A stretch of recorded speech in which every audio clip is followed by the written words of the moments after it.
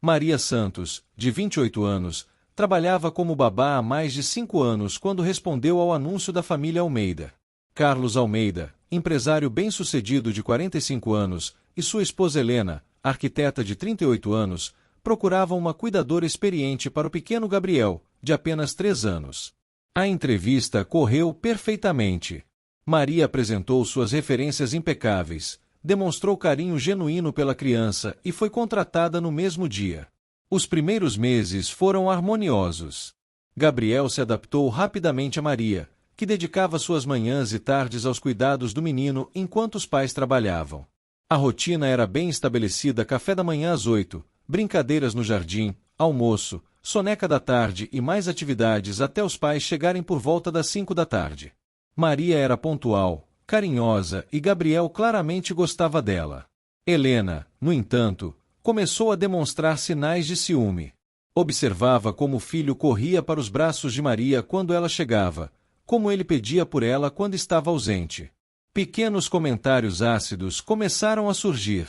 Gabriel parece gostar mais de você do que de mim, disse Helena certa manhã, com um sorriso forçado. Maria sempre respondia diplomaticamente, tentando reassegurar Helena sobre a importância única dos pais na vida da criança. A situação se complicou quando Carlos começou a chegar mais cedo do trabalho. Ele elogiava constantemente o trabalho de Maria, comentava como a casa estava sempre organizada e como Gabriel estava se desenvolvendo bem.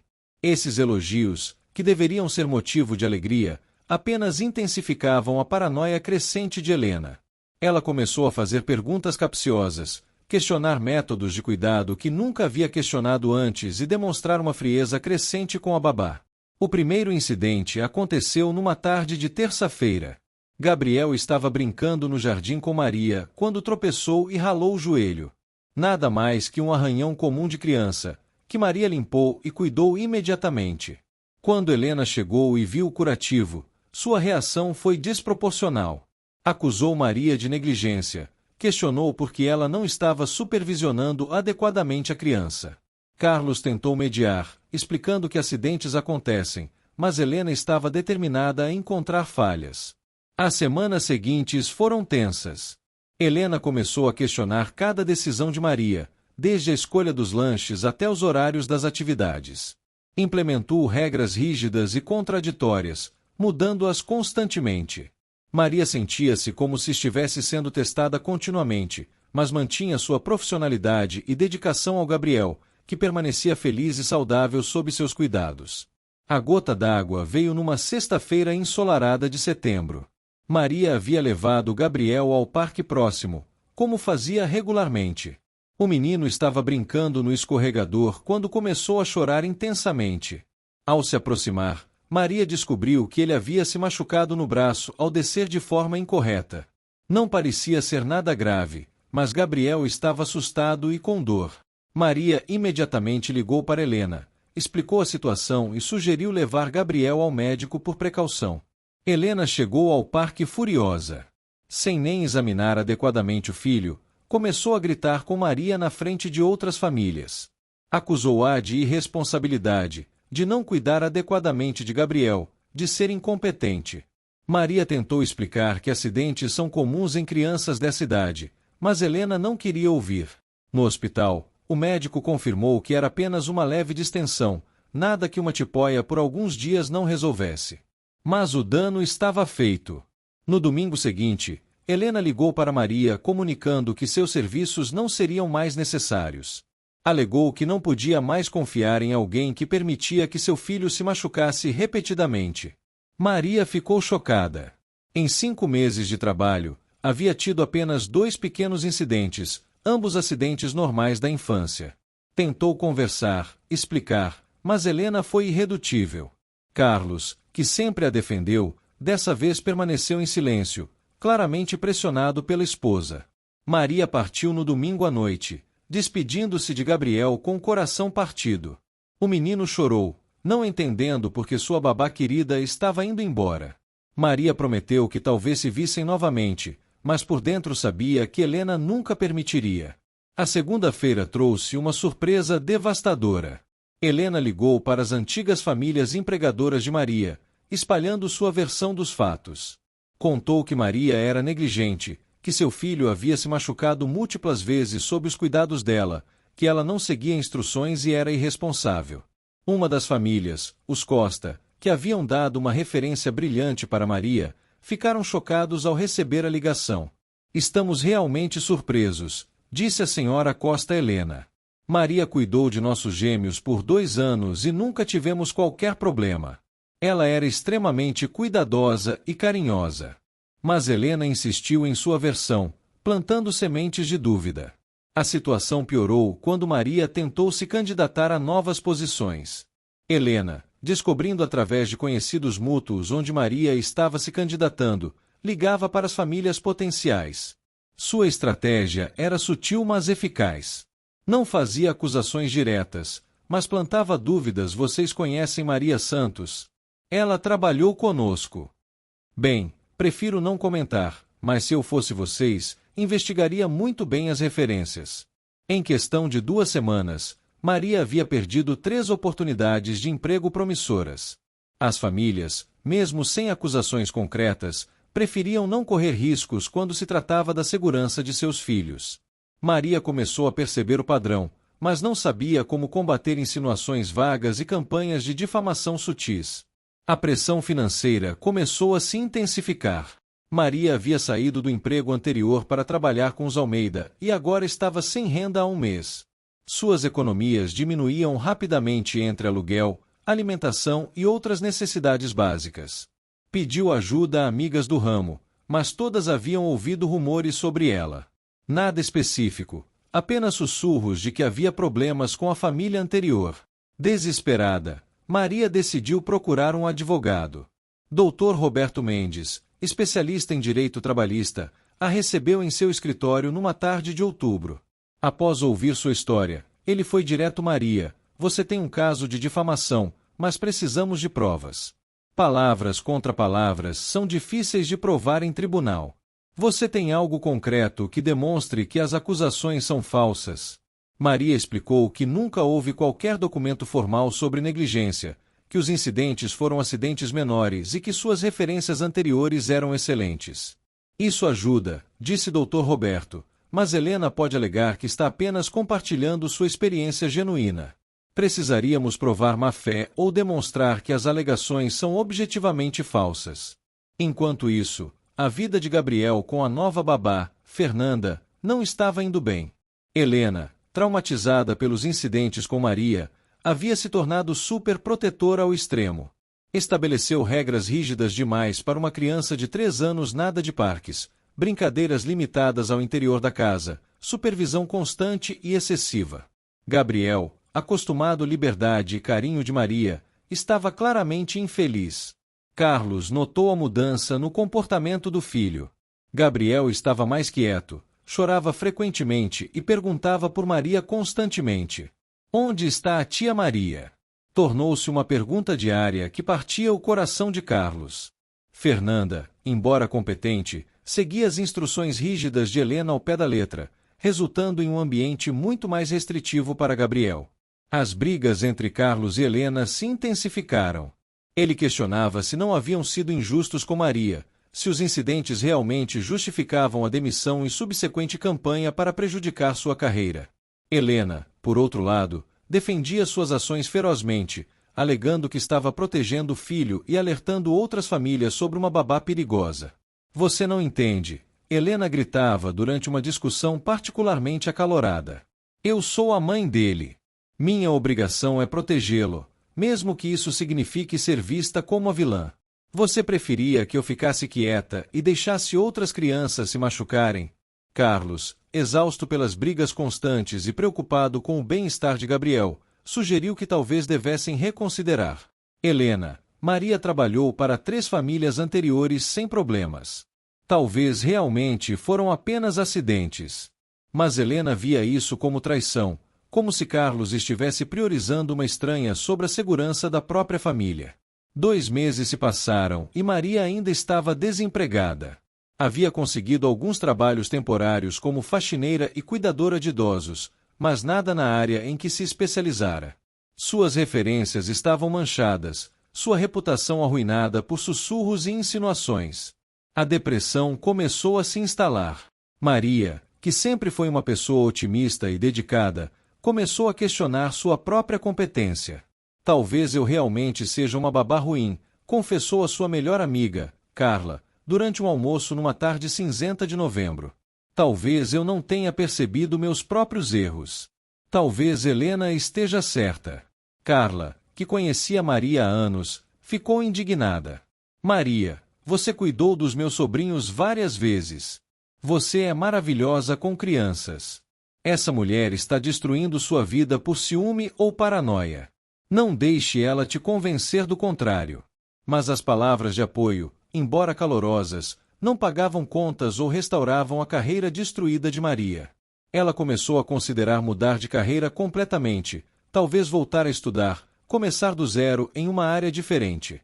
Era uma perspectiva aterrorizante aos 28 anos, especialmente com recursos financeiros limitados. Enquanto isso, Helena decidiu dar um passo além em sua campanha. Descobriu um grupo de pais no Facebook dedicado a compartilhar informações sobre cuidadores na região. Com um perfil discreto, começou a postar indiretamente sobre Maria. Não mencionava nomes, mas fornecia detalhes suficientes para quem conhecesse a situação identificá-la. Cuidado com babás que permitem que crianças pequenas se machuquem repetidamente, postou Helena. Às vezes elas têm ótimas referências de empregos anteriores, mas isso não garante que sejam adequadas para sua família. Confiem nos instintos de vocês, pais. A postagem gerou dezenas de comentários de pais compartilhando suas próprias experiências e medos. Alguns até mencionaram ter ouvido sobre uma babá na região que havia tido problemas recentemente. Helena se sentia validada, como se estivesse prestando um serviço público importante. Carlos, descobrindo as atividades online da esposa, ficou alarmado. Helena, isso já passou de todos os limites. Você está destruindo a carreira de uma pessoa baseada em 2 acidentes menores. Isso é crueldade. Mas Helena justificava suas ações como proteção materna necessária. A virada começou numa manhã de dezembro, 3 meses após a demissão de Maria. Carlos, trabalhando em casa devido a um projeto urgente, ouviu Gabriel chorando intensamente no quarto. Fernanda estava tentando acalmá-lo, mas seguindo as instruções rígidas de Helena, não permitia que ele fosse ao jardim brincar, pois estava muito frio, eram 22 graus. Por que eu não posso brincar lá fora? Chorava Gabriel. A tia Maria deixava. Eu quero a tia Maria. Carlos, observando a cena, teve uma epifania. Seu filho estava claramente infeliz, restrito demais, saudoso de uma babá que permitia que ele fosse uma criança normal. Naquela noite, Carlos conversou seriamente com Helena.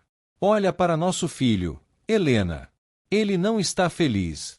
Fernanda é competente, mas Gabriel está sendo criado numa prisão. Maria nunca o restringiu assim, e os acidentes que aconteceram foram coisas normais de criança. Helena defendeu sua posição, mas pela primeira vez, Carlos notou uma hesitação em sua voz. Talvez eu tenha sido um pouco rígida demais com as regras, admitiu relutantemente. Mas é melhor prevenir que remediar. Não, Helena, Carlos foi firme. É melhor permitir que nosso filho seja criança. E talvez seja a hora de admitirmos que fomos injustos com Maria. A conversa plantou uma semente de dúvida na mente de Helena. Nos dias seguintes, ela começou a observar Gabriel mais cuidadosamente. Notou como ele ficava triste quando Fernanda seguia suas regras rígidas, como ele ainda perguntava por Maria, como parecia menos espontâneo e alegre. Uma semana antes do Natal, Carlos tomou uma decisão. Sem contar a Helena, ligou para Maria. Maria, sei que talvez você não queira falar comigo, mas gostaria de me encontrar com você. Acho que cometemos um erro grave. Maria, surpresa e hesitante, concordou em encontrá-lo num café no centro da cidade. Quando se viram, Carlos ficou chocado com a aparência dela. Maria havia emagrecido, tinha olheiras profundas e uma tristeza nos olhos que não existia antes. Maria, eu vim pedir desculpas, começou Carlos. Acho que fomos injustos com você. Gabriel não é o mesmo desde que você saiu, e percebi que talvez Helena tenha exagerado na reação aos acidentes. Maria, segurando as lágrimas, Contou sobre os últimos meses. O desemprego, a dificuldade de encontrar trabalho, as insinuações que chegavam aos seus ouvidos, a depressão que se instalara. Carlos, não é só sobre o emprego. É sobre minha reputação, minha carreira. Não consigo mais trabalhar na área que amo. Carlos ficou estarrecido ao descobrir a extensão da campanha de Helena contra Maria. Prometeu que falaria com a esposa e tentaria de alguma forma reparar o dano causado. Quando Carlos confrontou Helena sobre as ligações para outras famílias e as postagens online, ela inicialmente negou, depois se defendeu e finalmente desabou. Eu estava com tanto medo, chorou Helena. Medo de que algo acontecesse com Gabriel, medo de que ela fosse melhor mãe para ele do que eu sou. Eu vi como ele gostava dela, e isso me apavorou. Carlos abraçou a esposa, finalmente entendendo a raiz do problema. Helena, você é a mãe do Gabriel. Ninguém pode substituir isso. Mas isso não significa que temos o direito de destruir a vida de uma pessoa inocente por nossa insegurança. Juntos, eles decidiram tentar reparar o dano. Carlos ligou para Dr. Roberto, o advogado de Maria, propondo uma reunião para discutir uma solução. Queremos fazer a coisa certa, disse ele. Cometemos um erro grave e queremos corrigi-lo. A reunião aconteceu no escritório do advogado numa fria manhã de janeiro. Helena, visivelmente nervosa e arrependida, enfrentou Maria pela primeira vez desde a demissão. Maria, eu preciso pedir desculpas. Minhas ações foram motivadas pelo medo e pela insegurança, não por qualquer falha real sua. Maria, embora ainda magoada, reconheceu a coragem necessária para Helena admitir seus erros. Helena, eu entendo o medo de mãe. Mas você destruiu minha carreira, minha reputação. Como posso reconstruir isso? Dr. Roberto mediou a discussão, propondo termos para um acordo. Carlos e Helena se comprometeram a fazer declarações por escrito atestando a competência de Maria, a entrar em contato com todas as famílias que haviam sido influenciadas contra ela, e a pagar uma compensação pelos meses de desemprego e danos morais. Mais importante, Helena concordou em fazer postagens públicas corrigindo suas insinuações anteriores. No grupo de pais do Facebook, ela escreveu: preciso fazer uma correção importante sobre comentários anteriores que fiz sobre cuidadores. Deixei meus medos pessoais nublarem meu julgamento e prejudiquei injustamente uma babá excelente. Maria Santos é uma profissional competente e carinhosa, e qualquer família seria sorte em tê-la. O processo de reparação foi gradual mas efetivo. Uma por uma, as famílias que haviam sido influenciadas contra Maria foram contatadas com a verdade completa. Algumas se desculparam profusamente, outras ofereceram oportunidades de trabalho futuras. 6 meses depois, Maria havia reconstruído sua carreira.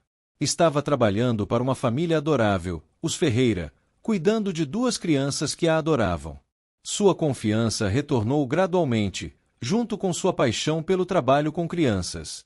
Carlos e Helena trabalharam em seu relacionamento com terapia de casal, abordando as inseguranças e medos que haviam levado à situação com Maria. Helena aprendeu a lidar com seus ciúmes e ansiedades de forma mais saudável, enquanto Carlos se comprometeu a ser mais presente e comunicativo sobre questões familiares importantes. Gabriel, agora com 4 anos, havia se adaptado bem à nova babá mais flexível que Helena contratara após a saída de Fernanda. Embora ainda perguntasse ocasionalmente sobre Maria, estava claramente mais feliz com regras mais apropriadas para sua idade. A história chegou ao conhecimento de outras famílias da região, servindo como um lembrete sobre os perigos de julgamentos precipitados e campanhas de difamação. Alguns pais começaram a questionar suas próprias reações a pequenos acidentes e incidentes com cuidadores. Maria, refletindo sobre a experiência meses depois, reconheceu que, embora traumática, a situação a havia fortalecido. Aprendi que preciso me defender melhor, contou a Carla. E também aprendi o valor de ter pessoas que acreditam em você, mesmo quando tudo parece perdido. O caso também destacou questões mais amplas sobre a profissão de babá, a vulnerabilidade desses profissionais a acusações, a importância de comunicação clara entre empregadores e empregados, e a necessidade de distinguir entre acidentes normais da infância e negligência real. Para Helena, a experiência foi transformadora. Ela se tornou uma defensora de práticas justas de emprego para cuidadores domésticos, frequentemente compartilhando sua própria história como exemplo de como o medo e a insegurança podem levar a ações injustas. O relacionamento entre Carlos e Helena, embora testado, emergiu mais forte. Eles aprenderam a importância da comunicação aberta sobre medos e inseguranças, e desenvolveram estratégias para tomar decisões familiares importantes juntos, sem permitir que emoções intensas nublassem seu julgamento. A saga da babá injustiçada tornou-se uma lenda local, contada em grupos de pais como um conto de advertência sobre os perigos de julgamentos precipitados e a importância de verificar fatos antes de espalhar informações que podem destruir carreiras e vidas. Anos depois, quando Maria ocasionalmente encontrava Helena no mercado ou em eventos da escola, elas trocavam cumprimentos cordiais. O perdão não havia sido fácil, mas Maria reconhecia que Helena havia genuinamente tentado reparar seus erros e mudado seu comportamento. A história também serviu como catalisador para mudanças positivas na comunidade. Alguns grupos de pais implementaram diretrizes sobre compartilhamento de informações sobre cuidadores, enfatizando a importância de fatos verificáveis versus impressões pessoais. Gabriel, agora mais velho, não se lembrava claramente de Maria, mas cresceu em um ambiente onde suas necessidades de criança foram respeitadas e onde acidentes menores eram tratados como parte normal do crescimento, não como falhas de supervisão. A experiência ensinou a todos os envolvidos lições valiosas sobre justiça, perdão, responsabilidade e as consequências não intencionais de ações motivadas pelo medo. Transformou uma situação de injustiça em uma oportunidade de crescimento pessoal e mudança positiva na comunidade. Para Maria, a cicatriz emocional permaneceu, mas serviu como lembrança de sua própria força e da importância de defender a verdade, mesmo quando o mundo parece conspirar contra você. Sua carreira floresceu ainda mais forte, construída agora não apenas em competência, mas também em uma compreensão profunda dos desafios e complexidades das relações familiares. A história da babá injustiçada tornou-se, finalmente, uma história de redenção, crescimento e a capacidade humana de reconhecer erros, pedir perdão e trabalhar para reparar danos causados. Um lembrete de que a verdade, embora às vezes demore para emergir, eventualmente prevalece quando pessoas corajosas decidem fazer a coisa certa. E você, o que achou desta história? Já passou por alguma situação parecida ou conhece alguém que foi injustiçado dessa forma? A história de Maria nos mostra como julgamentos precipitados podem destruir vidas, mas também como a verdade e a justiça podem prevalecer quando pessoas corajosas decidem fazer a coisa certa. Se esta história tocou seu coração e te fez refletir, deixe seu like para que mais pessoas possam conhecer a importância de sermos justos em nossos julgamentos. Não esqueça de se inscrever no canal e ativar o sininho das notificações para não perder nenhuma das nossas histórias emocionantes baseadas em fatos reais.